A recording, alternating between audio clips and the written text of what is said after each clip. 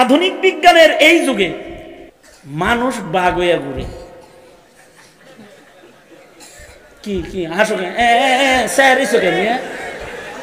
মানে দেখলে মনে হবে এটা বাঘ, আসলে ভিতরে কি? কথা বলবি কিন্তু রাত বাজে 1:15, আমি এখন এনে বইয়া রয়েছি কিন্তু নাইমা খিলাখিলি শুরু করবো। চিনোস আমারে? আমি সহজে ছাড়তেছি না আজকে বয়ান।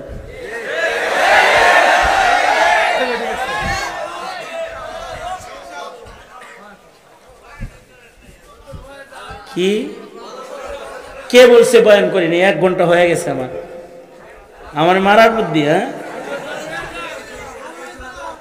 কে? হ্যাঁ মুস্তাকিম ভাই,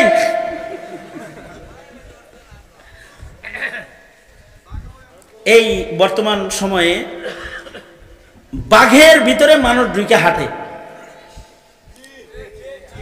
দেখলে মনে হয় বাঘ, আসলে ভিতরে হলো মানুষ। মানুষ কুমির হয়ে এরকম করে, ভিতরে আসলে মানুষ নড়েচড়ে, দেখলে মনে হয় কুমির, ভয় দেখায় একজন আরেকজন। এটা একটা খেলার মতন।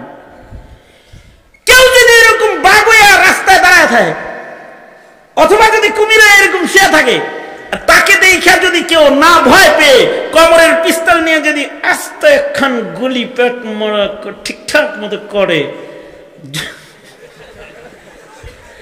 আর যদি এটা কুমিরের আকৃতির পোশাক পরার কারণে ওইখানে গুলি খায়া মরে, যিনি গুলি করেছে তার একটা গুনাহ হবে না, কারণ সে না চিনে না বুঝে গুলি করিয়াছি বলিয়া বিবেচিত হইবে।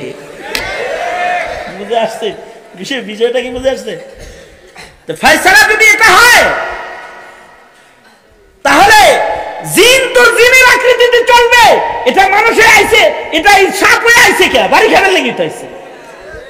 সুতরাং যেহেতু সাপের আকৃতি ধারণ করেছে, এখন যে বাড়ি খেয়েছে, বাড়িটা ঠিক মতোই হয়েছে। সুতরাং কিসাস কায়েম করা যাবে না।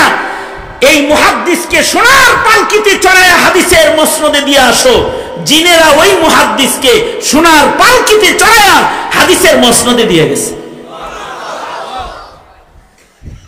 তার মানে জিনকেও মানুষ দেখতে পারবে, তবে জিন আকৃতিতে আসতে হবে।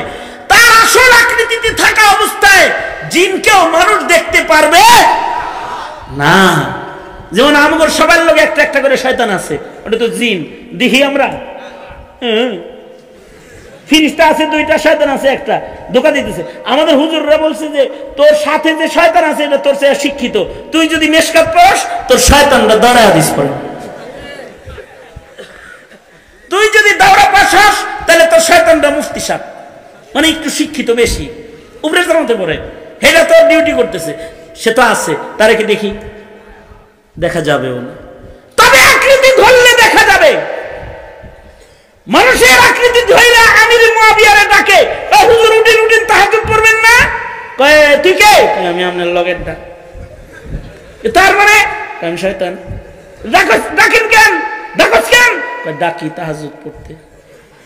কি লাগে তাহাজ্জুদ পড়তে ডাকস? তুই হলো তাহাজ্জুদের সময় ঘুম পাড়াবি, ডাকস কেন? কয় ডাকি সেদিন তো ঘুম পাড়াইছিলাম, সারাদিন কানছেন, কান্দে কেটে আল্লাহরে বাউ করে আলাইছেন, সারা জীবন তাহাজ্জুদ পড়ে যা কামাইছেন, একদিন কান্দে তার চাইতে বেশি ইনকাম করছেন। আজকে আবার যদি তাহাজ্জুদ ছুটে আর যদি আবার কান্না ধরেন, তাইলে তো সারে সর্বনাশ হয়ে যাব। এই জন্য সর্বনাশ সারে সর্বনাশ না হয়, এই কারণে আপনি পড়ে পড়ে আস্তে আস্তে উপরে যান। তার মানে হলো সাথের শয়তান যদি সুরত ধরে তো ইচ্ছা করলে সে ধরতে পারে। ফিরিস্তাকেও দেখতে পারবো না, জিনকেও তার আসল আকৃতিতে দেখতে পারবো না, কিন্তু আব্দুল্লাহ ইবনে আব্বাস রাদিয়াল্লাহু আনহুমা ছোট্টবেলায় ফিরিস্তাকে আসল আকৃতিতে দেখে ফেলেছেন। এই হলো তার মারিফতের মাকাম।